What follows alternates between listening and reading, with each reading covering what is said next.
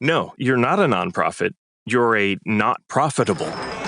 There's a difference.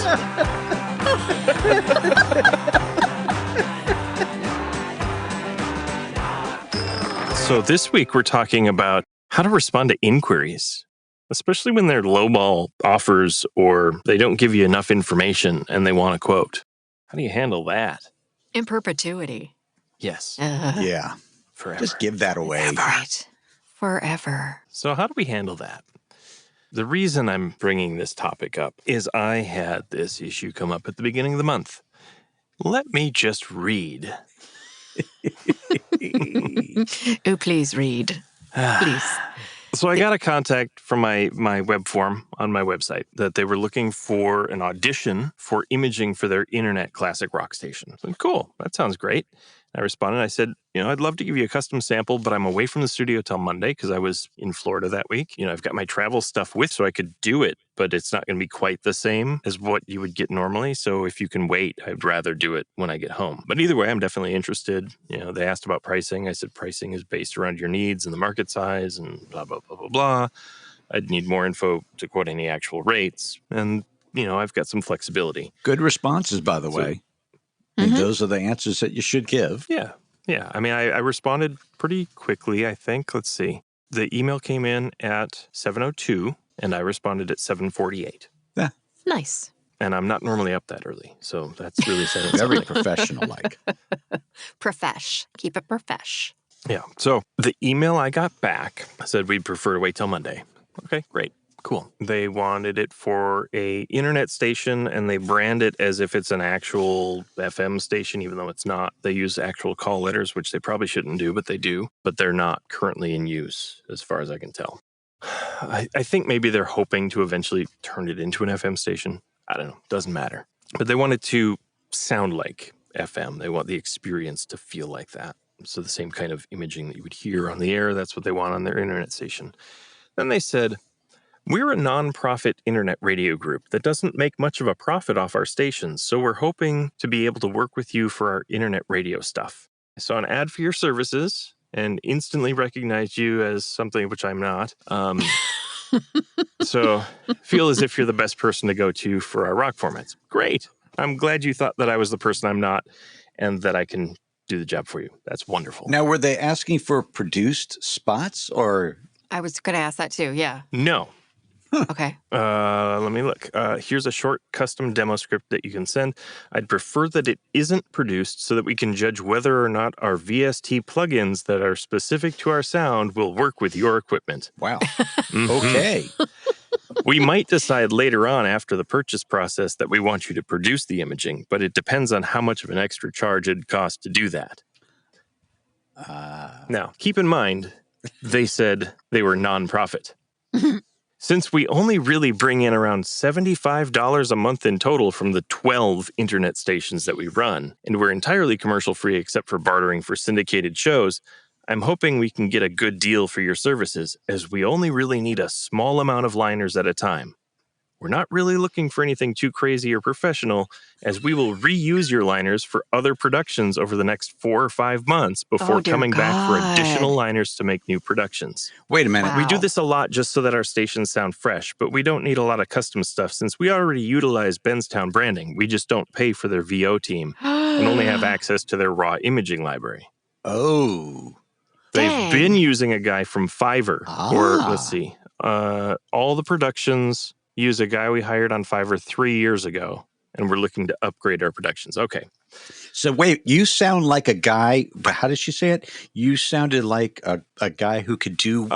They instantly recognized me as Cumulus Media's classic rock and alternative voice, which I am not. Right. But thank you?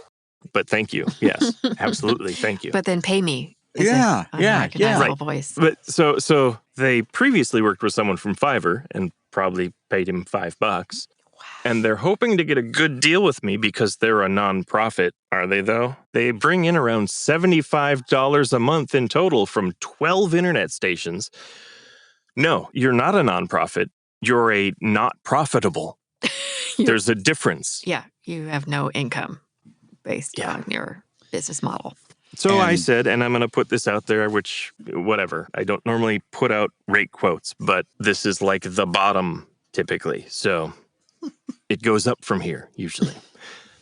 This is my response verbatim. My typical bottom line deal is $150 per month for one station. I could consider a slightly cheaper quarterly arrangement, but if you don't have a budget to work with, this might just not be a good fit at this time. We may be too far apart on budget for this to be a viable option. Typically, imaging VO is priced with a monthly retainer that includes N pages per month. But what you're really paying for isn't the number of pages voiced, but rather license to use the voice during the period that's been paid for. And I don't generally consider any straight buyout deals as to ensure exclusivity within a market, which is part of my offering.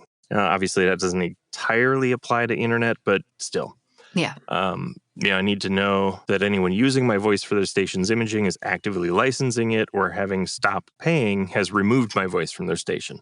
So that, regular terrestrial broadcast, I could do a different station in that market. Sure. Would love to work with you if the numbers work, but it sounds like we're going to be pretty far apart and it wouldn't be fair to my existing clients if I were to work for far less for you. Right. And I haven't heard anything back. Oh, that was going to be my question. But seriously, the idea that they've been reusing someone else's, even Sure. I don't even care where they got him, Fiverr or not. The idea that they're just continuing to use that because they have it shows you how they're going to use your voice once they get it. So to me, that's the no, Your business practice already is just. Yeah, so after reading through this and them misrepresenting themselves as a nonprofit and then whatever. Right. I didn't want to do a custom audition for them as I normally would because there was nothing giving me confidence that they weren't just going to take what I sent them and use it anyway. Mm-hmm. Sure. So that's a shame. And hopefully that's not true, but that's the impression that I got based on how they've represented themselves here. Well, they didn't give you anything not to think that way. Now, that said, your issue is sort of irrelevant here, Victoria, because with imaging, it's a little bit different. As long as they're paying, so if you do a buyout, which this would be, they own it. They can do what they want with it forever. So it's unlimited cut downs and edits? Yeah. Okay. Yeah. All right. Imaging is typically you're just giving a bunch of different reads of lines and they'll mix and match and do whatever they want. And so if you've done like the call letters or the frequency in the call letters a bunch of different ways, they're going to remix that and do it a bunch of different ways forever. Sure. That's normal. That's imaging. That's normal. Typically, though, with most imaging deals, they're paying a retainer. And so they're licensing your voice. So yes, they've got it on file. They can do whatever they want with what's on file as long as they keep paying, right? Once they stop paying, they have to remove everything with your voice from the station. That's usually the contract that you do. That's where I was coming from. Not typically with imaging, that the retainer is the deal, and they can use whatever they've got from the most recent read or any read previous, as long as they're paying that talent the retainer fee monthly or whatever the contract stipulates. But if you've got a full buyout, then it's a full buyout. They just own it in perpetuity and they can do whatever they want. How do you arrange the retainer fee? Is that contract that you put on for the retainer, is that your paperwork or theirs? Yeah, it's mine. Yep. Okay. Yep. Now, I haven't booked any imaging stuff through an agent, so it would be a little bit different there, but it would just mean numbers are bigger for the most part, What I don't who doesn't like bigger numbers? Right? The Getting client, the I suppose. Inquiries, though? Yeah, exactly. When you get those inquiries, how often, I can only speak to myself, but how often do you see it's just a quick, because you mentioned it with the email. It's just quick. It's so easy. Yeah. All the time. Telling me how easy my job is. Right. Or they want to pay me per word. I only do per project. I put that out there right away. I don't do per word. I do per project per line. rates. Or per line. No. Or per minute. Not interested. I mean, there is an exception, but I don't do audiobooks. Right. PFH, per finished hour. Yep, right. That's totally different. That is a different genre, different medium, however you want to classify it. And a whole lot more work.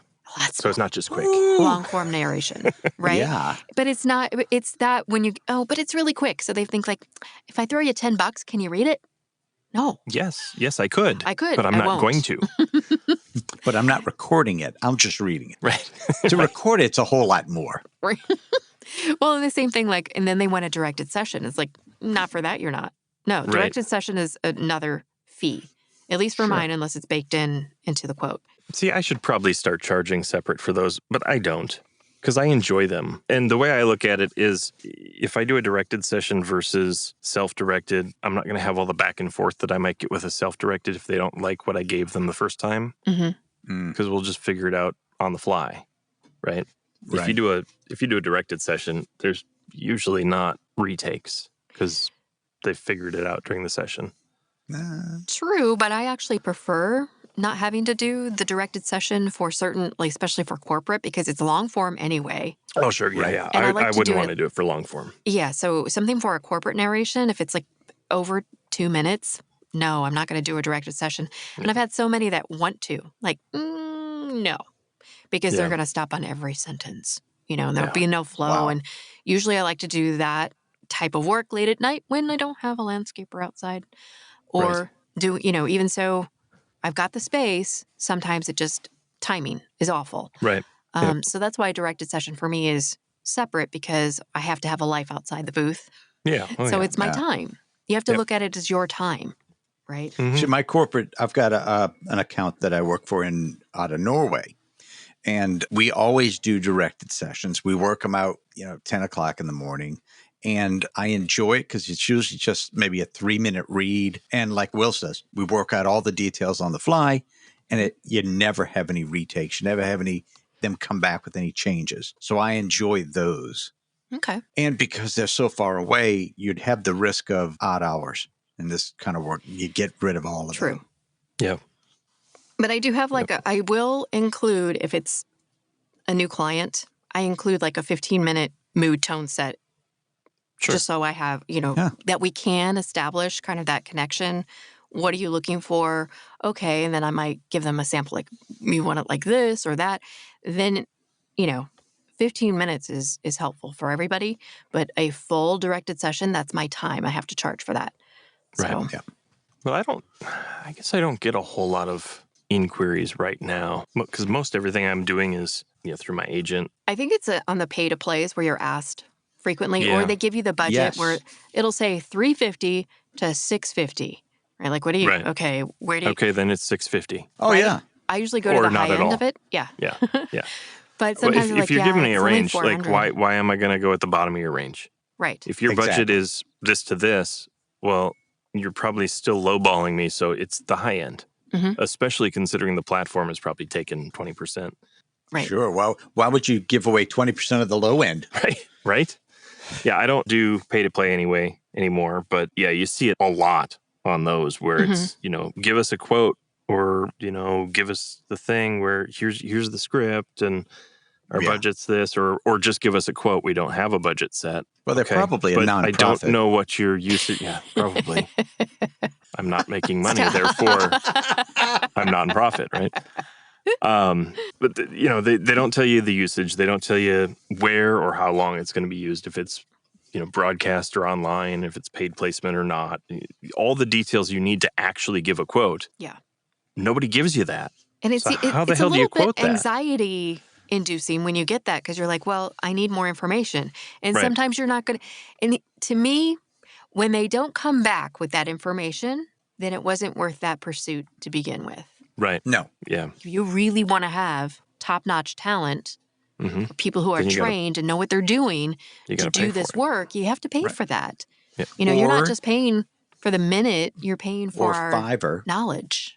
And Yeah. there's people supposedly making a lot of money on Fiverr, and that's fine. But why put it out for everyone when you know what you're going to get on that platform? Right. I've seen I also, like Will, graduated from pay to plays, but you see it's a student project, no budget. Right. Is it really? I mean, if it is and it's interesting, I might do it. But for the most part, I turned off all the no budget stuff. Yeah, so I you wouldn't can do even that. see it. Let's talk about that really quickly, though, because even in the on-camera world, there's that thing, copy credit meals. Yeah. And I think for a lot of folks that are starting off in voiceover, they might consider doing a project for free. I know my first audiobook I did not charge for, and thank heavens I listened back to it like, oh, girl. But it was the first time for everything. And it was, kind of a new, let me try this out kind of thing. And then I realized I don't like it. and I don't like the end product either, but it's the idea that, yes, there might be a project that you're willing to work on for less when you're starting, because then you can say, hey, I booked it. No one Sure. needs to know what you, but just make sure that when you start off and you book something, it's not for like a national commercial or something that you should be Oh my making gosh. good Yeah. money on in perpetuity. That's going to be a social media thing.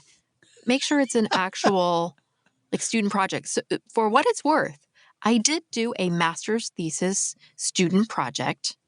And when they first reached out to me, they had a $50 budget. And I was like, thank you.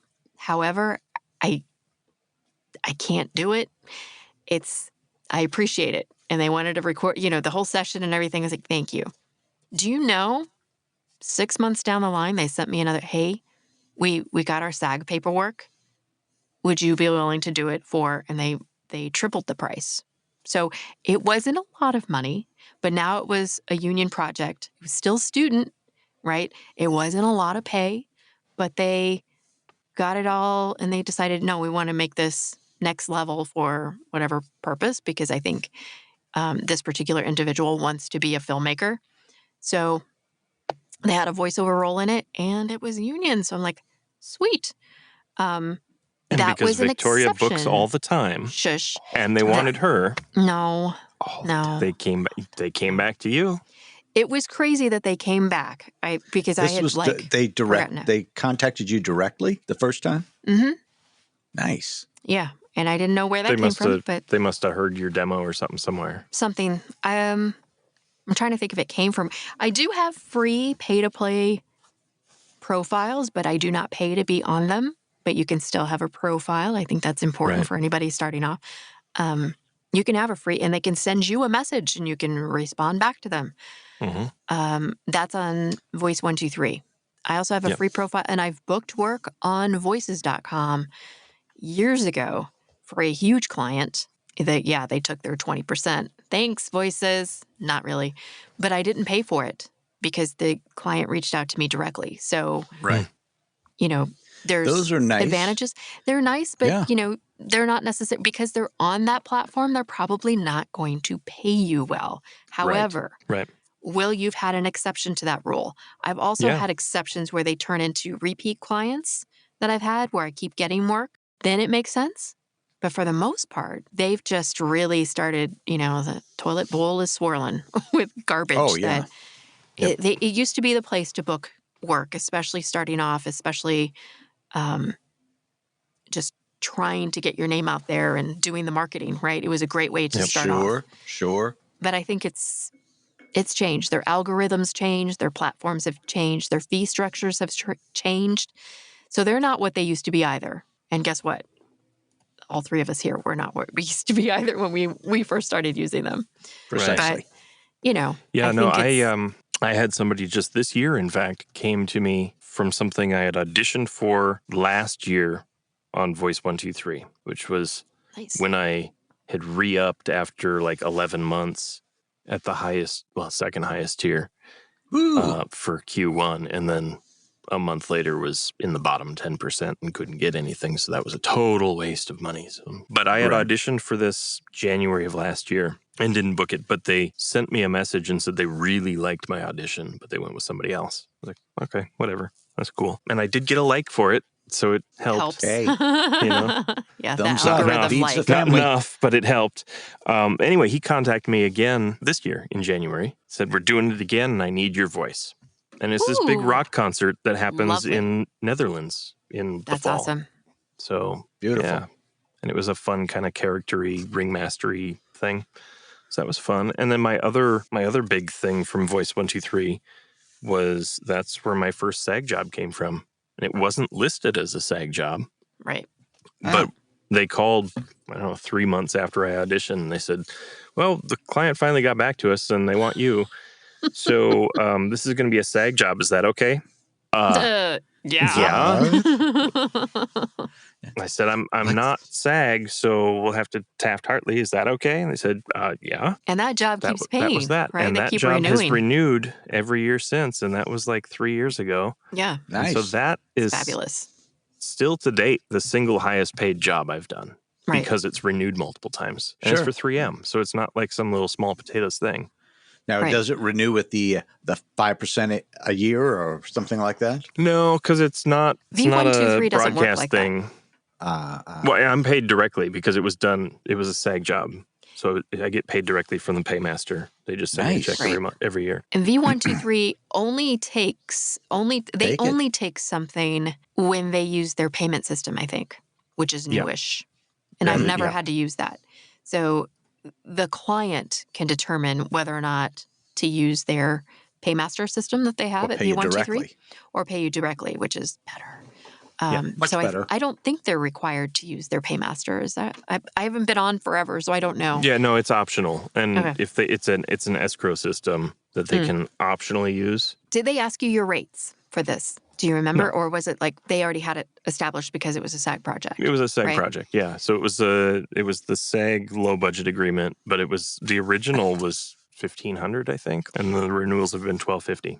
Nice. So, because I think the original included a fee for the session. Oh, that makes sense. Yeah, because usually, I have one regional, also a SAG job that they renewed, but they do a plus. I think it's a plus 20%. So every year they renew, it's higher. But is that paid placement? You said regional, so it's broadcast or something. It's regional. Right? It's broadcast. They use it both radio and television. Okay. So that's why there's the increase in the state of Texas. Yeah. Because you're maintaining a conflict. Yes, exactly. That's right. Thank you. Mine is not paid placement, so there's no increase. But it's still nice money. $1,200. Thank you. Every year, as long as they renew. And thank you. I suspect that'll go on for another several years. Right. Because it's a promotional video about a specific product. So as long as that product exists, in theory, they're going to keep doing it unless they rebrand it. I think of that every Halloween with the Geico commercial with the saw, the guy with all the saws. Have you seen this? It's so good. It's like one of my favorite because it's so sarcastic. I love it. But they've played that thing for at least the past 5 years. I'm like, I feel so good for those actors. And I'm like, oh, you guys, get those renewal checks, man. Yeah. Oh, yeah. Because it's amazing because that is like, they've been playing that commercial forever. But when it comes to asking about your rates, I mean, a lot of times I'm flustering to like try to get it right. And it's all about that usage, right? Like, how are you using it? And driving that point home. Sometimes you have to school your client. You have to let them know, well, here's the reason why it's that way. And if you want to use my voice, because you're licensing the usage of my voice, because that is super important for them to understand. A lot of times they don't understand that until you're like, well. Exactly. I was just going to say that. You have to understand, if you're Pepsi and then Coca-Cola comes to me and they want that, but you've only paid me like $100 for your thing. And Coca-Cola now wants me to be the spokesperson, but I've got you in perpetuity, Pepsi. That's not going to work well when Coca-Cola wants me to be their spokesperson for $300,000 for the year. Right. And I'm stuck with my $100 that I settled on for Pepsi. Are you kidding me? I'm not trying to throw Pepsi under the bus. Yeah, it probably wouldn't be Pepsi. It would definitely not be Pepsi. Bob's Bubbles or something. Right. But to think Mr. that they would have Thunder. I don't want to have it stuck in perpetuity for some small company that could then That's why get it's conflict. important for people to understand how pricing works, specifically for talent to understand how pricing works. Yeah. Don't give your voice away. Clients aren't going to understand, and that's... Or they will, but they're hoping you don't. Yeah. But ideally, let's assume that not everybody is out to screw you. The safe assumption is that most clients probably don't understand how pricing works. True. Because it's complicated, right? And I wish that I could list a rate card, but it's too complicated. So I don't. I'm not going to try because there's so much that is dependent on how and where it's used and for how long. You can't just put that in a rate card. GVAA has done a great job with it, but that's complicated. You can't just point somebody at that and go, here's how it works. They're going to go, what? No, it makes us go, what? I mean, the important part to know is if it's going to be paid placement online, radio, TV, anywhere, if it's paid to be there to get in front of eyes, you need to be getting paid for the duration of time that it's running. And if they stop paying you, they have to stop using it, period. always, everywhere. Because if it's paid placement, you have a conflict in that thing. Even if they didn't say, oh, this is, conflict in sporting equipment or whatever, if you do something for some little startup, pickleball glove or something, whatever. And I know there aren't gloves in pickleball, but whatever. Yay, sports ball. Yay. But then some major whatever tennis racket company comes along and wants you to be the new voice because they, for whatever reason, they don't want Andre Agassi anymore. Okay. That doesn't make sense, but okay. You can't do it because you have a conflict in sporting goods. Yep. And because you were stupid and took that job in perpetuity for $300, you can never do something in sporting goods again because you got that, as long as it's running. But you don't know if it's running or not because you gave them You perpetuity don't know what market license. it is running. So two things. Make sure that is in. So sometimes there are clients that I've worked with overseas, they don't have contracts. So I make sure it's in an email and it's also it's on the invoice, specifically stating what I provided them, as well as the usage. Yep. Right. So that way, should it come head to head, I've got it in writing. They pay the invoice. They've seen the email because I've got email tracking. So I can tell, did my client see it? Yes, they did. Yep. So that's helpful. Ideally, you want a contract. You do. And I had a French company, lovely, lovely people, but they did not understand why I didn't want to be the voice of their toy. And also it would be on paid advertising as well as on Amazon using my voice, advertising the toy. Like, those are separate things. I can be your toy voice for X amount. If you want to use my voice in advertising, that's a separate thing altogether. Right. Just because I'm part of the toy doesn't mean you can use it wherever you want, wherever that toy appears. That's Right. important. And they didn't get it until I said, well, look, if Fisher-Price or Mattel or another large company came to me and said, we want your voice for this, I'm now out of that category because you used me for everything forever. They wanted me to sign it off in perpetuity.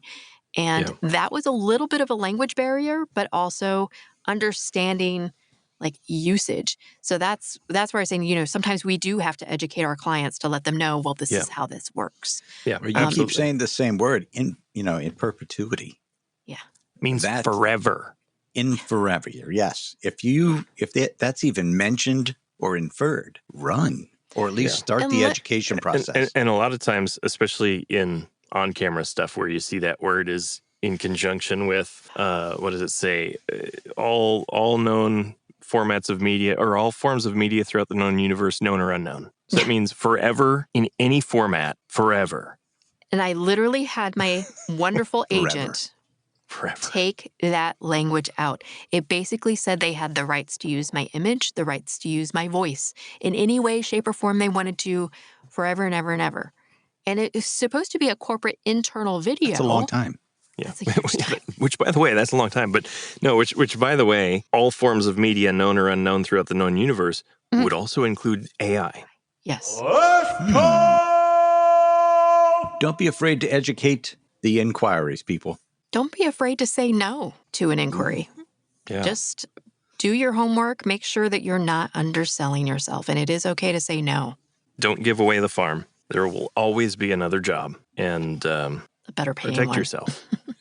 Protect yourself. Ultimately, that's what it comes down to, is getting paid your worth and protecting yourself so you can continue to do business and not be stuck in a situation where you've sold your voice to some AI model where now you don't have ownership of your voice anymore, or you've done some major category or several major categories of ad stuff in perpetuity on a pay-to-play, and now you can't do those categories anymore. And you've just screwed yourself out of potentially millions of dollars of value. And when you play pickleball, always wear your glove. Yes, don't forget your pickleball glove. Excellent. Perfect way to end the podcast, Al. I told you I don't know the sports ball. All right.